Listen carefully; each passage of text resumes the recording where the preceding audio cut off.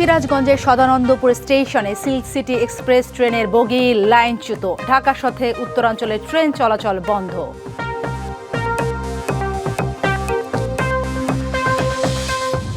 Gas বিদ্যুতের সংকটে নাকাল জনজীবন, বাড়ছে অস্থিরতা, বিরূপ প্রভাবে শিল্প অর্থনীতিতে বিপাকে উদ্যোক্তারা।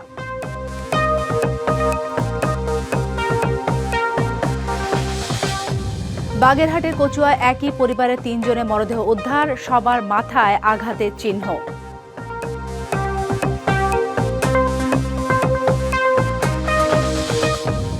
এবং পিরোজপুরে সড়ক সংস্কার কাজে পুকুর চুরি, কাজ না করে ৪৪ কোটি টাকা তুলে লাপাত্তা ঠিকাদার। অনিয়মের সহযোগী এলজিইডি কর্মকর্তার খোঁজ নেই। রাজশাহী থেকে ছেড়ে আসা ঢাকাগামী সিল্ক সিটি এক্সপ্রেস ট্রেনটি সিরাজগঞ্জের কড্ডায় পৌঁছলে একটি বগি লাইনচ্যুত হয়।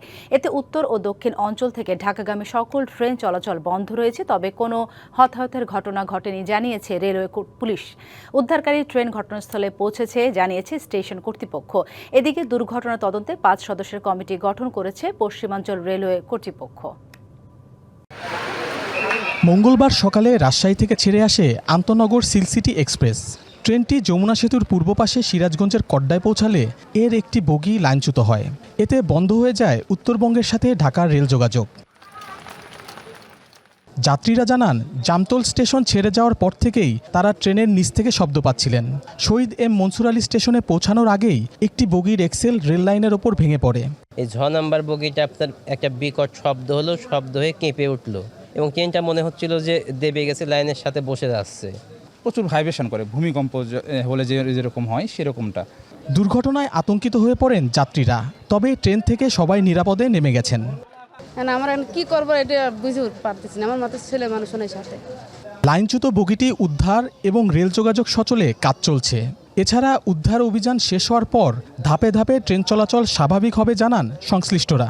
রিলিফ ট্রেনটা ঈশ্বরদী থেকে অন দা হয়ে কাছাকাছি আসছে।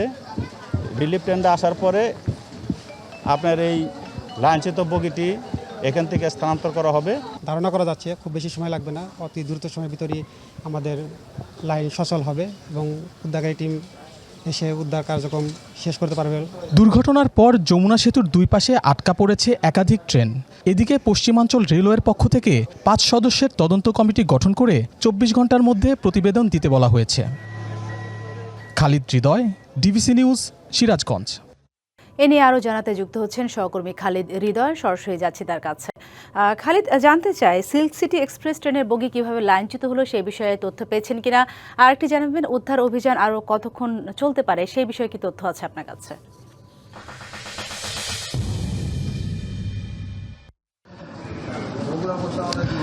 সাথী, মূলত আজ সকাল 8:45টার সময় কিন্তু রাজশাহী থেকে ঢাকাগামী একটি সিল্ক সিটি ট্রেন এই সিরাজগঞ্জের পথ দিয়ে যাওয়ার পথে কিন্তু জামতল স্টেশনের পর থেকে যেমনটা যাত্রীরা জানিয়েছেন যে জামতল স্টেশন পার হওয়ার পর থেকে কিন্তু ঝ বগির নিচে কিন্তু এক ধরনের আওয়াজ তারা শুনতে পায় এবং পরবর্তীতে তারা নানা রকম ঝাঁকুনি আসলে খেতে থাকে। তারপরে কিন্তু তারা আসলে আতঙ্কিত হয়ে পড়ে এবং সেখান থেকে আসলে অনেকটা ধোঁয়া নির্গত হয়। তো তারপরে কিন্তু সেই ট্রেনটি কিন্তু সিরাজগঞ্জের সদানন্দপুর যে শহীদ মনসুর আলী স্টেশন রয়েছে সেই স্টেশনে কিন্তু এই যে ট্রেন চালক রয়েছে সেই ট্রেনটি দাঁড় করা, এবং দাঁড় করানোর পরে কিন্তু দেখা যায় যে মূলত যেটি আমরা এখন পর্যন্ত বুঝতে পেরেছি যে ট্রেনের এক্সেল ভেঙে কিন্তু আসলে মূলত এই দুর্ঘটনা ঘটে এবং সেই ট্রেনের দুটি চাকা কিন্তু রেল লাইনের পাশেও কিন্তু ছিটকে যায়।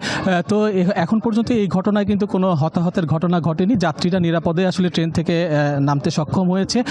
তো পরবর্তীতে আমাদের কাছে যে তথ্যটি রয়েছে সেটি হচ্ছে যে এই ট্রেন কিন্তু ইতিমধ্যে উদ্ধার করা হয়েছে এবং পাকশি যে এই পশ্চিমাঞ্চল রেলওয়ে বিভাগের যে পাকশি ইয়ার্ড আছে সেখান থেকে কিন্তু উদ্ধারকারী যে রিলিফ ট্রেন রয়েছে সেই রিলিফ ট্রেন কিন্তু 2:35-এ এই সদানন্দপুর শহীদ মনসুর আলী স্টেশনে এসে পৌঁছায় এবং পৌঁছানোর পরে কিন্তু প্রায় ঘণ্টাব্যাপী কিন্তু তারা এই উদ্ধার কার্যক্রম পরিচালনা করে। এবং আমরা যেটি দেখেছি যে ইতিমধ্যে পশ্চিমাঞ্চল রেলওয়ে বিভাগের যে মহাব্যবস্থাপক রয়েছেন ফরিদ আহমেদ, তার সাথে কথা বলে আমরা যেটা জানতে পেরেছি যে তিনি যেটি জানিয়েছেন যে ট্রেন দুটি আসলে যে বগি ছিল সেই দুর্ঘটনা কবলিত বগিটি কিন্তু ইতিমধ্যে উদ্ধার করে কিন্তু পাকশির দিক নিয়ে যাওয়া হয়েছে এবং মানে এই বাকি যে বগিগুলো আছে সেগুলো নিরাপদ স্থানে সরিয়ে নেওয়া হয়েছে। তো যেটি তিনি জানিয়েছেন যে আর কিছুক্ষণের মধ্যেই হয়তো বা এই যে ট্রেনের যে স্বাভাবিক চলাচল উত্তরবঙ্গ থেকে ঢাকাগামী সেটি হয়তো আর কিছুক্ষণের মধ্যেই আমরা জানতে পারবো যে সেই ট্রেন চলাচল স্বাভাবিক রয়েছে। তো আমি যেটি জানাতে চাচ্ছি যে এই যাত্রীরা তারা কিছুটা ভোগান্তি পড়েছে, তারা অপেক্ষা করছে তাদের যে নির্ধারিত ট্রেনের সেই ট্রেনের জন্য এখন পর্যন্ত স্টেশনে বসে অপেক্ষা করছেন। তো হয়তো আর কিছুক্ষণের মধ্যেই এই ট্রেন চলাচল স্বাভাবিক হবে এবং এই ঘটনা তদন্তে 5 সদস্যের কমিটি গঠন করা হয়েছে এবং 24 ঘন্টার মধ্যে সেই তদন্ত প্রতিবেদন জমা দেওয়া হয়েছে। তো এই ছিল সিরাজগঞ্জ থেকে ট্রেন লাইনচ্যুত সর্বশেষ সংবাদ। সাথী, ধন্যবাদ আপনাকে। চলছে না রান্নাঘরের চুলা, গ্যাসের অভাবে বন্ধ বিদ্যুৎ উৎপাদন, তার প্রভাবে হচ্ছে লোডশেডিং। গ্যাস আর বিদ্যুতের এই সংকটে বাড়ছে অস্থিরতা। নিত্য জীবন থেকে শুরু করে গ্যাস আর বিদ্যুৎহীনতার চাপ পড়ছে শিল্প কারখানার উৎপাদনে। একদিকে ঘন্টার পর ঘন্টা লোডশেডিং আর অন্যদিকে গ্যাস সংকটে বাসাবাড়িতে জ্বলছে না চুলা। গ্যাস বিদ্যুতের বিভ্রাটে নাকাল জনজীবন। গ্যাস সংকটের প্রভাব পড়েছে শিল্প কারখানাতেও। প্রয়োজনীয় গ্যাস না থাকায় কমে গেছে উৎপাদন। কোথাও কোথাও সাময়িকভাবে বন্ধ রাখতে হচ্ছে কারখানার কাজ। এতে বাড়ছে উৎপাদন ব্যয়। উদ্বেগে উদ্যোক্তারা। চাপ পড়েছে পরিবহন ব্যবস্থায়ও। অধিকাংশ সিএনজি ফিলিং স্টেশনে গ্যাস সরবরাহ বন্ধ হয়ে গেছে। অনেক চালক ঘন্টার পর ঘন্টা অপেক্ষা করেও গ্যাস সংগ্রহ করতে পারেনি। ফলে যানবাহনের স্বাভাবিক চলাচল ব্যাহত হচ্ছে। আমার বাচ্চাকে ভোরবেলা স্কুলে নেওয়ার জন্য বেরিয়েছি একটা সিএনজি, পরে প্রায় 2 কিলোর মতো হেঁটে আগায় যাওয়ার পরেও গাড়ি নেই। আজকে পাইকারি তার নিশ্চয়তা নাই, ওরা কি গ্যাস দেবে কিনা না দেবে। নেতারা লাইনে গ্যাস নাই এটা বলতেছে 5 মিনিট চাইলে 10 মিনিট বন্ধ করে রাখে। গ্যাসের দাম বাড়তে মন আপনারা বাড়ান, আমাদের প্রশ্ন দিয়ে আপনারা আমাদের সমাধান করে দেন। এরই মধ্যে বাড়তি দুর্ভোগ তৈরি করেছে বিদ্যুৎ বিভ্রাট। শহর অঞ্চলে অনেক এলাকায় দিনে 3 থেকে 4 ঘন্টা, আর গ্রামে 7 থেকে 8 ঘন্টা থাকছে না বিদ্যুৎ। গরমে অতিষ্ঠ মানুষ। এছাড়া ব্যবসা বাণিজ্য ও ছোট শিল্প ক্ষতির মুখে। কিছুক্ষণ পর লোডশেডিং হয়, কারেন্ট থাকে না। আসলে খুব বিপদের মধ্যে আছি আর কি। আমরা 6-7 ঘন্টা কারেন্ট থাকে কিনা সন্দেহ। ঘন ঘন বিদ্যুৎ যাচ্ছে আসতেছে। বাচ্চারা লেখাপড়া ডিস্টার্ব হইতেছে, বাচ্চারা ঘুমাইতে পারে না, আমরা পাখা দিয়ে বাতাস পারি। বাড়িটা যে ঠিক মতো বিদ্যুৎ সাপ্লাই দিতে পারতেছে না। বিদ্যুৎ সারাদিন 24 ঘন্টার মধ্যে 17 বার যায় আর আসে। গ্যাস ও বিদ্যুতের এই সংকটে জীবনযাপনে পড়েছে বিরূপ প্রভাব। আর শিল্প কারখানায় উৎপাদন ব্যাহত হওয়ায় প্রভাব পড়েছে অর্থনীতিতে। লিখনকান্তি ভৌমিক, ডিবিসি নিউজ ডেস্ক। বাগেরহাটের কচুয়া উপজেলায় একই পরিবারে 3 সদস্যের মরদেহ উদ্ধার করেছে পুলিশ। তাদের সবার মাথায় আঘাতের চিহ্ন রয়েছে। দুপুরে উপজেলার রাড়িপাড়া ইউনিয়নের চান্দেরখোলা গ্রাম থেকে মরদেহগুলো উদ্ধার করা হয়। নিহতরা হলেন রশিদা বেগম, মমিনা বেগম এবং আহাদ হাওলাদার। খবর পেয়ে কচুয়া থানা পুলিশ ঘটনাস্থলে পৌঁছে মরদেহ উদ্ধার করেছে। প্রাথমিকভাবে পুলিশ জানিয়েছে নিহতদের মাথায় আঘাতের চিহ্ন রয়েছে। ঘটনাটি কিভাবে ঘটেছে এবং এর পেছনে কোনো অপরাধমূলক ঘটনা রয়েছে কিনা তা খতিয়ে দেখা হচ্ছে। পুলিশ আরও জানায়, ঘটনার প্রকৃত রহস্য উদ্ঘাটনে তদন্ত শুরু হয়েছে। তদন্ত শেষে প্রয়োজনীয় আইনি ব্যবস্থা নেওয়া হবে। ঝিনাইদহের মহেশপুর উপজেলার শ্রীনাথপুর সীমান্তে ভারতের সীমান্তরক্ষী বাহিনী বিএসএফ এর ছোঁড়া রবার বুলেটে রুবেল হোসেন নামে এক বাংলাদেশি আহত হয়েছেন। ভোরে ভারতের মহেন্দ্র সীমান্ত এলাকায় এ ঘটনা ঘটে। স্থানীয় ও বিজিবি জানায়, ভোরে রুবেল সহ কয়েকজন ব্যক্তি শ্রীনাথপুর সীমান্ত এলাকায় গেলে বিএসএফ এর টহল দল তাদের লক্ষ্য করে রাবার বুলেট ছোড়ে। এতে রুবেল গুরুতর আহত হন। আহত অবস্থায় তাকে প্রথমে জীবননগর উপজেলা স্বাস্থ্য কমপ্লেক্সে ভর্তি করা হয়। অবস্থার অবনতি হওয়ায় উন্নত চিকিৎসার জন্য ঢাকায় পাঠানো হয়েছে। ঝিনাইদহ 58 বিজিবি ব্যাটালিয়নের অতিরিক্ত পরিচালক মেজর তোয়াসিন হাবিব হাসান জানান, বিষয়টি খতিয়ে দেখা হচ্ছে। এ ব্যাপারে প্রয়োজনীয় ব্যবস্থা নেওয়া হবে।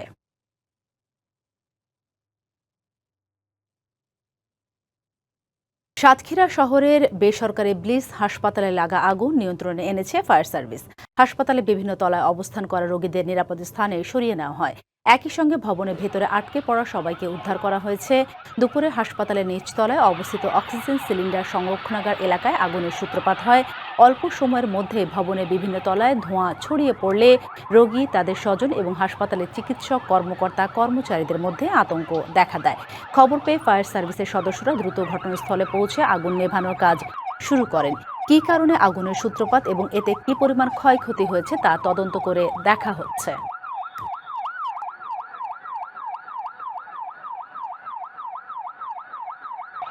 পিরোজপুরের নাজিরপুরে সড়কের কাজ না করে ৪৪ কোটি টাকা তুলে লাপাত্তা ঠিকাদার। খোঁজ মিলছে না অনিয়মের সহযোগী এলজিইডি কর্মকর্তারও।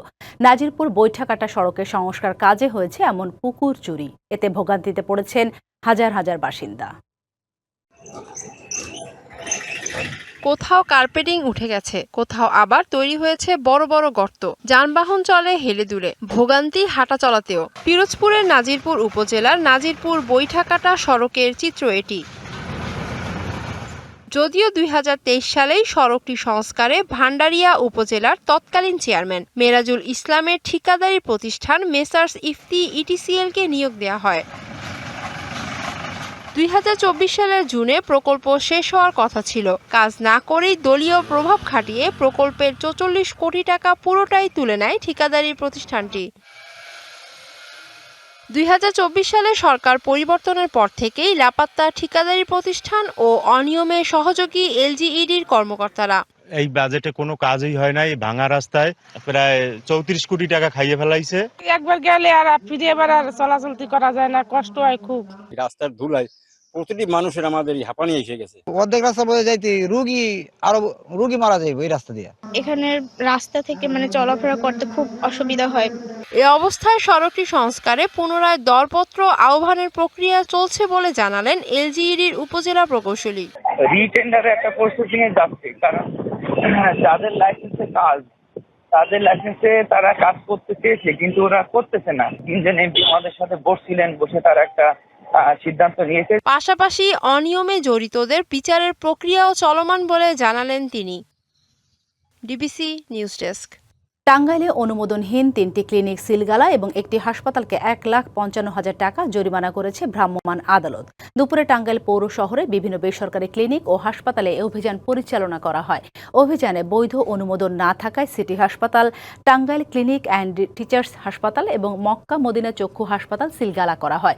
এছাড়া খিদমাহ স্পেশালাইজড হাসপাতালের অনুমোদন সংক্রান্ত ত্রুটি ও বিভিন্ন অনিয়মের প্রমাণ পাওয়ায় প্রতিষ্ঠানটিকে ১,৫৫,০০০ টাকা জরিমানা করা হয়।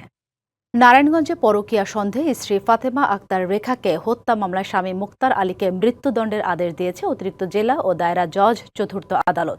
দুপুরে বিচারক নিভানা খায়ের জেসি আসামির উপস্থিতিতে মৃত্যুদণ্ড এবং ২০,০০০ টাকা জরিমানার রায় ঘোষণা করেন।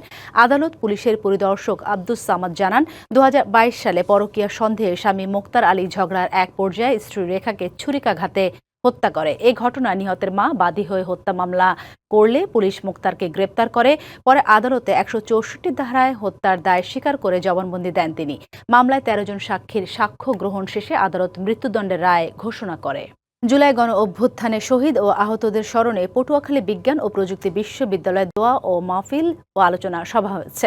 সকালে বিশ্ববিদ্যালয়ের টিএসসি মিলনায়তনে বিশ্ববিদ্যালয় প্রশাসনের উদ্যোগে আয়োজন করা হয়।